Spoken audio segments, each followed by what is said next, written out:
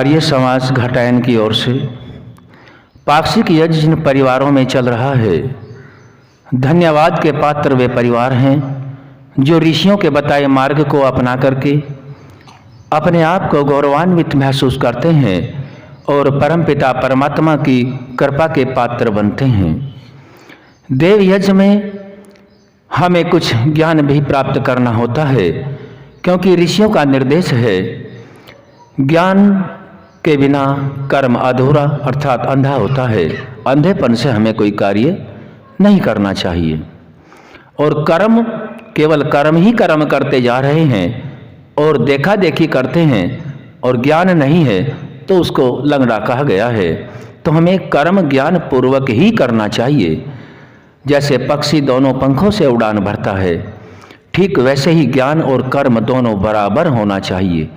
यदि हम केवल कर्मों तक ही सीमित रहे, कर्म तो बहुत पशु भी करते हैं लेकिन ज्ञान नहीं रखते। बहुत मनुष्य भी ज्ञान रखते हैं लेकिन कर्म दूसरे के कंधों पर करवाना चाहते हैं, दोनों फेल हैं। परमात्मा की बनाई सृष्टि के अनुसार ज्ञान और कर्म दोनों करने हैं। मनुष्य के लिए तीसरा विशेष कर्म है उपासना। उपासना अर्थात जिसके हम समीप बैठेंगे, जिसके अंदर जैसे गुण होंगे वैसे हमारे अंदर भी आ जाएंगे।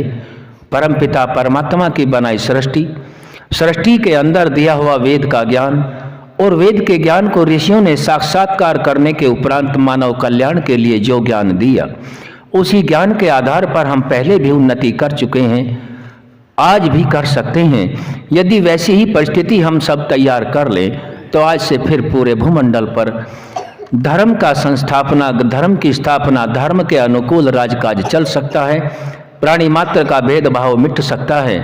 जैसे जैसे मनुष्य परमात्मा की वाणी वेद से हटेगा वैसे वैसे वैमनस्य, द्वेष, बैर भाव और रोग आदि सभी बढ़ते चले जाते हैं। और जब जब मनुष्य प्राणी मात्र वेद से जुड़ने लगेगा, एक ईश्वर की केवल शुद्ध चेतन स्वरूप में उपासना करके आगे बढ़ने लगेगा, तभी सुख, शांति, वैभव, आरोग्यता आदि पूरे भूमंडल पर बढ़ने लगते हैं। ऋषि हमें समझाते हैं कि जिस परिवार, समाज, राष्ट्र में अग्निहोत्र कर्म होता है वहाँ देवता निवास करते हैं और जहाँ अग्निहोत्र धावन नहीं होता वह घर शमशान के तुल्य होता है।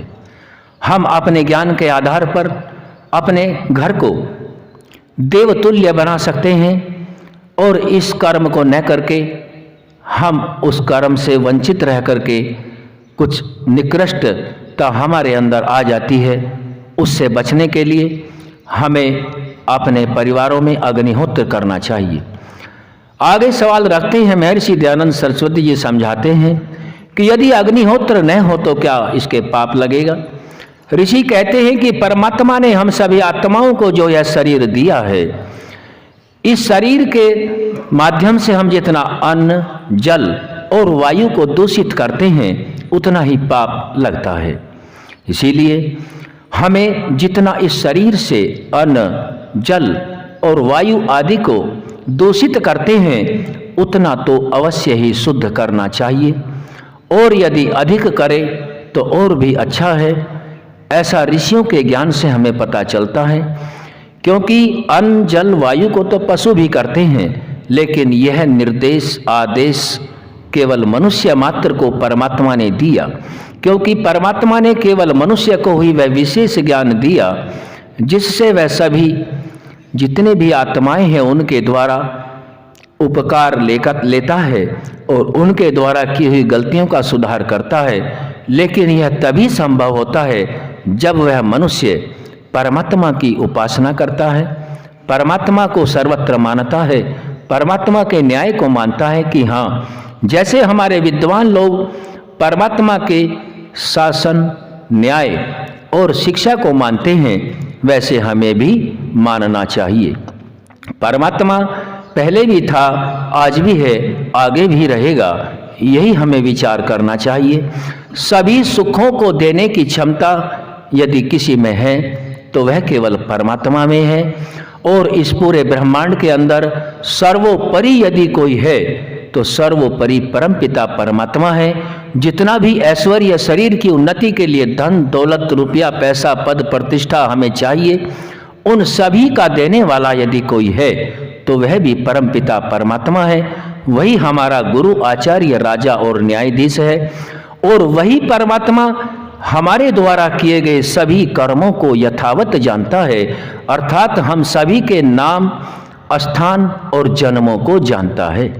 फिर हमें उससे ज़्यादा अनुनय विनय करने की भी आवश्यकता नहीं, केवल अपने अंदर के दोषों को सुधारना ही होता है, जिसके लिए हमें ऋषियों के द्वारा बताए मार्ग से दोनों समय परमात्मा का शुद्ध रूप में ज्ञान कर्म और विशेष रूप से उपासना करनी होती है।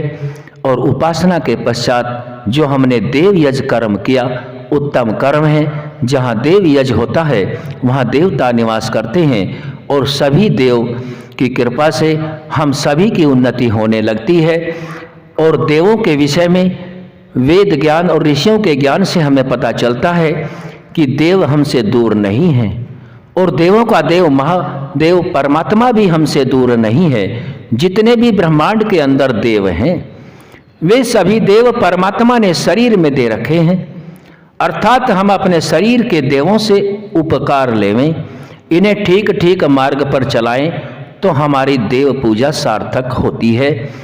और यदि हम अन्यत्र देव मान करके और शरीर को नहीं सुधारते तो वो देव पूजा नहीं, हमारे पतन का कारण बनता है।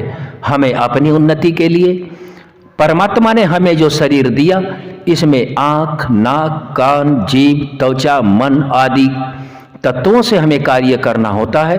केवल उसी को विचार करके कार्य करेंगे तब आगे बढ़ेंगे, और अन्य को देव मानेंगे और अपना आचरण न सुधारेंगे तो हमारा कल्याण संभव नहीं है। पुनः इस परिवार को इस धर्म में कार्य में की उन्नति के लिए, इनके परिवार में सुख शांति आरोग्यता बढ़े, उत्तम कार्य की ओर इनका पूरा परिवार और अश्विनी जी के दोनों बच्चे और मांगेराम जी भी, हम पुनः कोटि कोटि धन्यवाद करते हैं कि धर्मयुक्त कर्मों में आप सभी पूर्ण सहयोग करते हैं। आप सदा सुखी रहें। ओम शम। आप सभी उद्घोष बोलेंगे। पूरे ब्रह्मांड के अंदर धार्मिक राजनीतिक आर्थिक सभी प्रकार के ज्ञान की पुस्तक का नाम केवल वेद ही ईश्वर की वाणी है। सभी प्राणी मात्र के धर्म का नाम सत्य सनातन वैदिक धर्म है।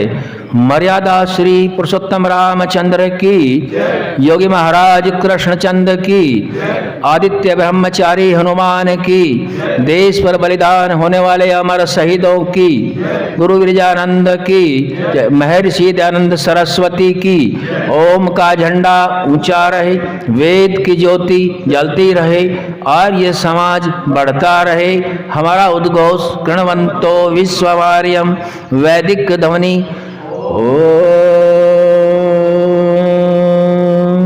वैदिक अभिवादन। सभी को नमस्ते।